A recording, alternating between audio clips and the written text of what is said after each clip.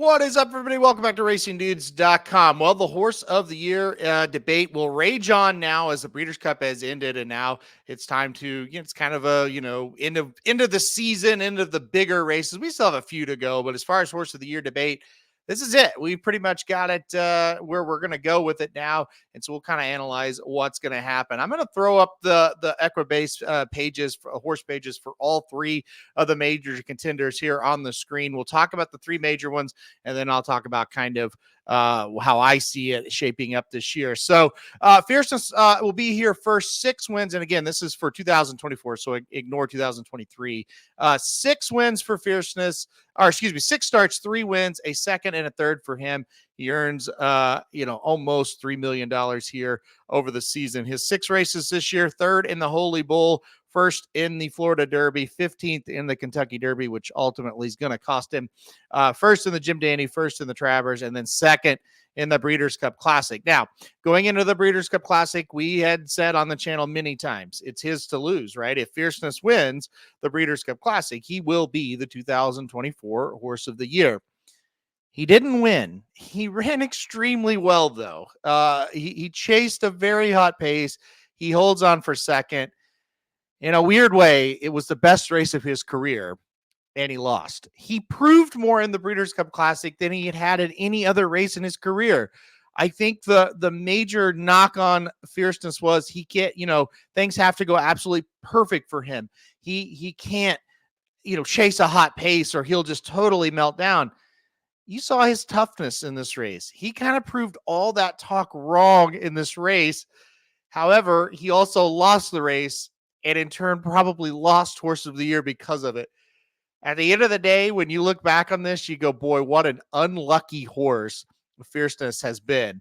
3 wins, like we said, 2 grade 1 wins, the Florida Derby and the Travers, and then that grade 2 win coming in the Jim Dandy.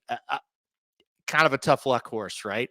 A horse that has had tough luck all season, but got luck on the biggest stage was Sire Leon. Sire Leon, 7 starts this year, 3 wins, 2 seconds, 2 thirds, earned almost $6 million as a 3-year-old. We'll go down and look at his resume now. Again, as a 3-year-old, his 7 win as 2024, I should say, as a 3-year-old, his 7 wins. 7 races. 1st in the Risen Star, a grade 2 event. 1st in the Toyota Bluegrass right there at Keeneland. 2nd in the Derby. 3rd in the Belmont. 2nd in the Jim Dandy. 3rd in the Travers. And then winning the Breeders' Cup Classic. So, big advantages he has over Fierceness. 2nd in the Kentucky Derby, where Fierceness was 15th. Not good, right? That's a big time, boost for Sire Leon. Also, beats him in the Breeders' Cup Classic. So head to head, these two horses are 2-2, right? Because head to head, Fierceness was able to beat him in the Travers and then beat him in the Jim Dandy. So that's 2 good things for Fierceness. But the biggest races they were in were the Classic and the Kentucky Derby. Sire Leon finished ahead of him in both of them. So those are kind of leaning towards, I think Sire Leon is the horse, right? Also consistency. Sire Leon's never ran off the board in all 9 starts, but more importantly for 2024 in all 7 starts. Each horse has won 3 times. Grade 2 win for both of them. The Risen Star and for Sire Leon, and for Fierceness, it was the Jim Dandy. I think the Jim Dandy is a little bit better than the Risen Star. So that's a vote for Fierceness, right? The grade 1 wins for both these horses. One was the Bluegrass for Sire Leon. One was the Florida Derby for Fierceness. It kind of just equals each other out, right? Whatever.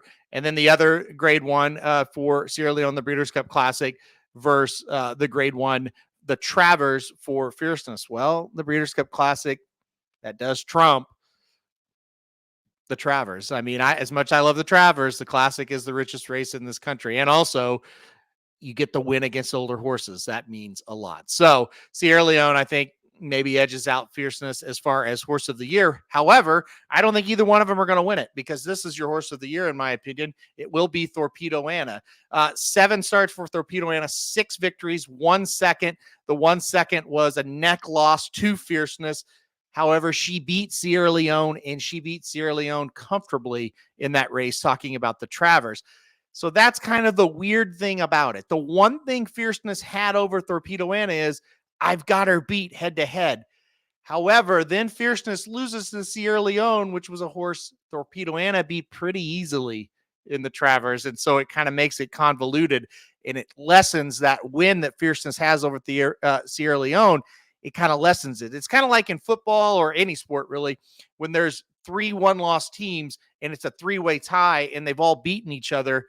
It kind of the head to heads kind of go away when you're looking at how we compare all 3 teams, or in this case, horses. So very interesting how you look at it. Of course, winning the Fantasy, the Kentucky Oaks, the Acorn, the Coaching Club American Oaks, second by a neck in the Travers, and then winning the Cotillion and winning the Breeders' Cup Distaff. Winning against older horses, albeit weaker older horses, but doing it in the Breeders' Cup Distaff. That's not her fault that none of them were able to get there. And other than the Cotillion, dominating her own class as well. And again, I think it's very important to note out, and what stamps it home and what makes her 1 to 100, in my opinion, to win the Horse of the Year. Yes, she did lose the Fierceness by a neck, but she beat the Breeders' Cup Classic winner in the Travers by over a length. Boom. Thorpedo Anna, no doubt, the Horse of the Year, in my opinion. One last thing that I will say, she's been the horse of the horse that has never kind of dropped off the scene all season long. And I think that's important. From when she debuted in the Fantasy Stakes at Oaklawn in March till the Breeders' Cup Distaff in November, everybody's known about her. Everybody's known that she's elite. With Fierceness, he kind of disappeared for a little bit. We didn't really know after that 15th in the Derby. Some people wrote him off. Credit to him. He came back and had a huge summer and fall. Sierra Leone, during the summer, people were like, maybe he's just not quite there, including me. And he was able to come back and win. But with Thorpedo Anna, she was there all season long. So for me, I think it's a lock. I think the voters will overwhelmingly vote her as the choice. As far as, hey, if they all 3 line up in a race, who's better? I think it would just depend on the dynamics of the race, right? How fast would the pace be? Where would the horses sit? How would they break out of the gate? I think they're very similar. I think if you race these horses together 10 times, I think it'd be 3, 3, 3, and then a crazy long shot for the 10th one, right? But I think it would be very close. I think we're lucky to see these 3. You look back at the Travers Stakes, we knew that was a great race going into it. And then you fast forward now as we sit November 3rd, the day after the Breeders' Cup, and you go, boy, that really was a pretty damn good race. As we see the Distaff winner come out of it, the Classic winner come out of it, and the Classic runner-up come out of it. Not bad. Not bad at all. All right, guys. That'll do it for the video here. I'm predicting, and it's not really going out on a limb, Thorpedo Anna will win the Horse of the Year. I think she deserves it. So Thorpedo Anna is your 2024 Horse of the Year. All right, that'll do it for this video. Hit the like button if you like the video. Hit subscribe if you really like it. Want to get alerted anytime we do videos like this. And we'll see you right here at racingdudes.com for the next video.